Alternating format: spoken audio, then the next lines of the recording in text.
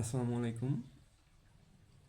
Voice of Bangladesh YouTube চ্যানেলের পক্ষ থেকে আপনাদের সবাইকে স্বাগতম। আজকে যে বিষয় নিয়ে কথা বলবো সেটা হচ্ছে বাংলাদেশের প্রতিরক্ষা বা ভারতীয় আগ্রাসন মোকাবেলায় বাংলাদেশের করণীয় কী, এটা নিয়ে। বাংলাদেশের দেখা গেছে যে নির্বাচনে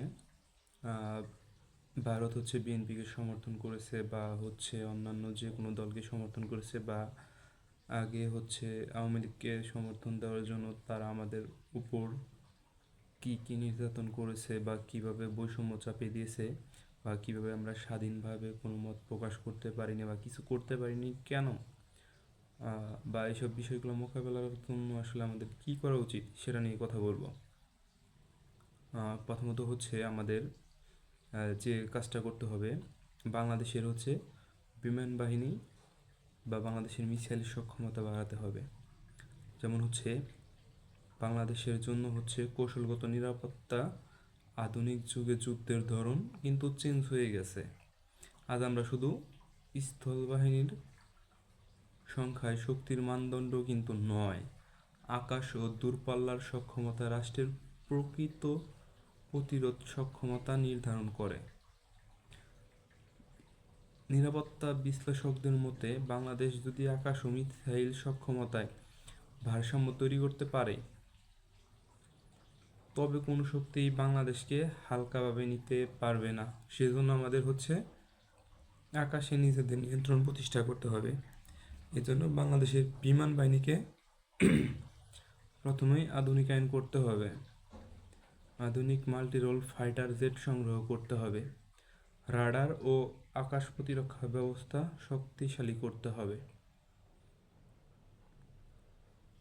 সেজন্য আমাদের চীন অথবা পাকিস্তানের সাথে যদি আমরা ভালো সম্পর্ক স্থাপন করতে পারি, সেটা হচ্ছে আমাদের জন্য সবচেয়ে ভালো হয়। কারণ হচ্ছে আমরা কম খরচে চীন থেকে যে যুদ্ধ বিমান বা অস্ত্র পাবো, সেটা আমরা পৃথিবীর অন্য কোনো দেশ থেকে পাবো না। যেমন হচ্ছে আমেরিকা থেকে আমরা যদি যুদ্ধ বিমান সংগ্রহ করতে চাই, তাহলে নানান শর্ত, নানান কিছু তারা দিয়ে থাকে, যে জন্য দেখা গেছে যে আমরা ভারতের বিরুদ্ধে সেসব যুদ্ধ বিমান ব্যবহার করতে পারবো না। যেমন হচ্ছে ইতিপূর্বে পাকিস্তান F-16 যুদ্ধ বিমান ভারতের বিরুদ্ধে যে কিছুদিন আগে যুদ্ধ হলো তখন ব্যবহার করতে পারে নাই।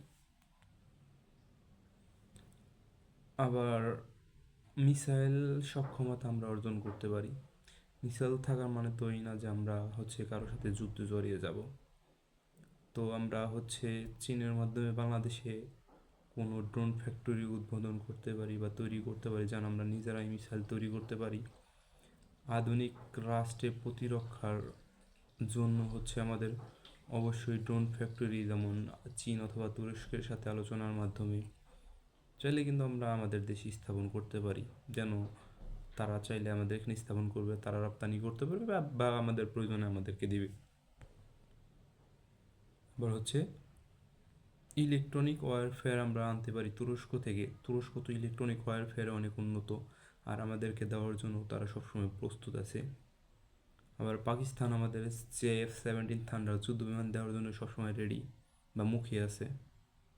কারণ হচ্ছে ভারতের সাথে যদি যুদ্ধ হয়, সেক্ষেত্রে পাকিস্তান এক সাইড থেকে তো একা পারবে না। বাংলাদেশ যদি এই পাশ থেকে হেল্প করে, তাহলে কিন্তু, যেহেতু দুটা মুসলিম বা ত্রিপ্রতিম দেশ, আগে এক সময় আমরা একসাথে ছিলাম, তো এখন সামরিক বিভিন্ন, আসলে পররাষ্ট্রনীতিতে দুটো রাষ্ট্র কখনোই কারো চিরস্থায়ী বন্ধু হয় না, বন্ধু হয় স্বার্থের মাধ্যমে।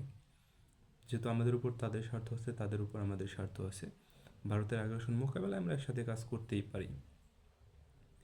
এক্ষেত্রে ভারতের চাপ আমাদের উপর কম আসবে, পাকিস্তানের উপরও কম যাবে। আবার হচ্ছে কৌশলগত বার্তা দিতে পারি কীভাবে, বিমান বাহিনী ও মিসাইল সক্ষমতা একত্রিত করে, যেন আমাদের রাজনৈতিক চাপ কম আসে। যেমন ভারত পাকিস্তানকেও চাপ দিতে পারবে না, আমাদেরকেও চাপ দিতে পারবে না। যদি আমাদের আকাশ প্রতিরক্ষা ব্যবস্থা বা আমাদের সেনাবাহিনী সব কিছু শক্তিশালী থাকে, ও পাশে পাকিস্তানের শক্তিশালী, তাহলে তারা সহজেই তাদের কোনো সিদ্ধান্ত আমাদের উপর চাপাই দিতে পারবে না।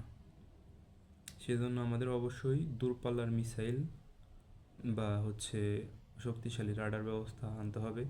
আবার ভারতের পারমাণবিক হুমকি মোকাবেলার জন্য আমরা পাকিস্তানের সাথে চাইলে নিরাপত্তা চুক্তি করতে পারি, পারমাণবিক চুক্তি করতে পারি। যেমন পাকিস্তান এবং সৌদি আরব করেছে, যে সৌদি আরবের উপর হামলা মানে পাকিস্তানের উপর হামলা, আবার পাকিস্তানের হামলা মানে সৌদি আরবের উপর হামলা।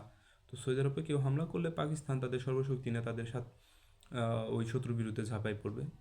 সেরকম পাকিস্তানের বিরুদ্ধে হামলা হলে সৌদি আরব হেল্প করতে বাধ্য। তো এভাবে বাংলাদেশও হচ্ছে তাদের সাথে একটা চুক্তি করতে পারে।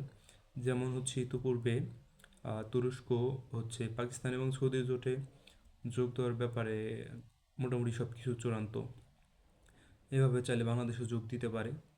যেমন হচ্ছে ইরানের সাথে যদি এখন ইরানে যে আমেরিকা আগ্রাসন চালাতে যাচ্ছে, সব কিছু তো প্রায় প্রস্তুতি শেষের দিকে।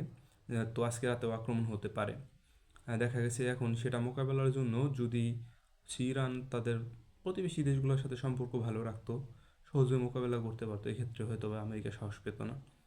তো আমরাও ভারতের আগ্রাসন মোকাবেলার জন্য আমাদের এই ভাতৃপ্রতিম মুসলিম দেশগুলোর সাথে, যেমন পাকিস্তান তো আমাদের ভাই, বড় ভাই বলা যায়, পাকিস্তানের সাথে সুসম্পর্ক বজায় রাখতে পারি, তাহলে ভারত আমাদের দিকে চোখ তুলে তাকানোর সাহস পাবে না।